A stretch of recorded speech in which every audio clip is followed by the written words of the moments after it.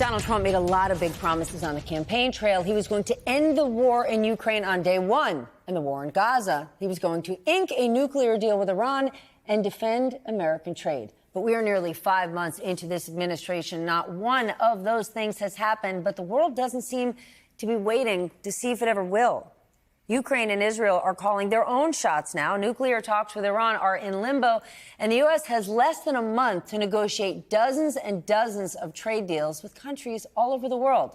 Let's face it, many of those countries aren't taking us very seriously right now. The nightcap is still here. Let's start, Colonel Jack, with just talking about all the stress, all the tension in the Middle East.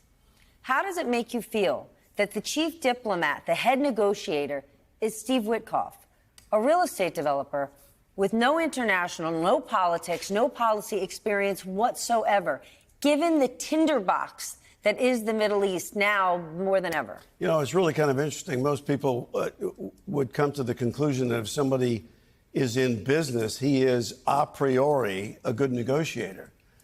And we've all been in business arrangements, at least business arrangements, to come to the conclusion that's not necessarily true. And furthermore, the last place you would need somebody who is really good at business is in the negotiating room. Because at the end of the day, business is just the conclusion of a couple of agreements between people who have decided that the stuff that's on the table is the way they're going to do it. All they're talking about is a slight difference in the price. All we're talking about is the price at the end of the day. But in the use of the diplomatic instrument of power, which, by the way, needs to be integrated with the other instruments of power, economic and military, they need to be all integrated. But in the use of the diplomatic instrument of power, that needs to be accomplished with people who are really good at doing that, not necessarily people who are really good at doing something. Just because you're good at doing something doesn't mean that you're good at doing other stuff, and this demonstrates that that's the case. Steve, a moment ago when you were talking about the market's reaction, you said the bond market, that's U.S. Treasuries, just went up slightly today. Isn't that just another example of the world moving on without us, right? Because people, no matter what, always flood to buy bonds. The idea was everyone is going to give us the best possible trade deal. We're the United States of America, and we're seeing more and more evidence that people are figuring out their own game. I think that's right, and I think it gets at what was being talked about earlier, which is this notion of these two impulses within the GOP right now.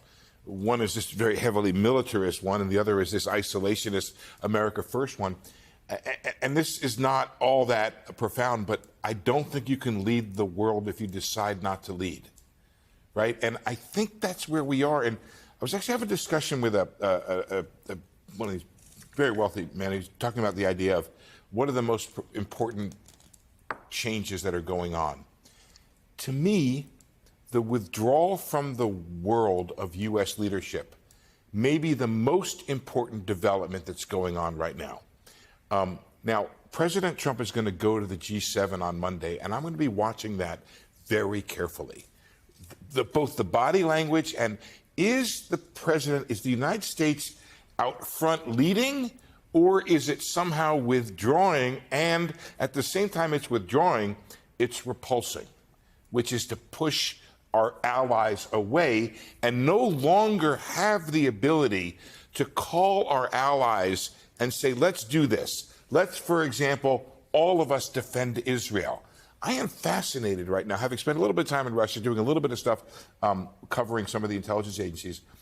I do not know right now if our allies in Europe are very willing to share their sensitive intelligence with us. The question will be, can we call them our allies or can we call them our nothings? Yeah, there's another power, Colonel, to add to the list, by the way, and it's soft power, right? It's this idea that our flag is a point of safety and a point of reliability and consistency and deliverables, coming in on time. And look, I am not here to say that being the world's policeman is the ideal outcome for America forever.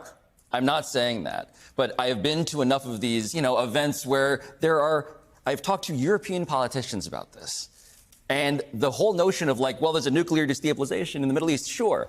There's also there's a real concern from our European allies about, do we need to have nuclear programs because we can't count on the United States and their shield and their protection. And so it's just a matter of the domino effect of what happens when you can't trust the security guard at the door. You gotta arm yourself.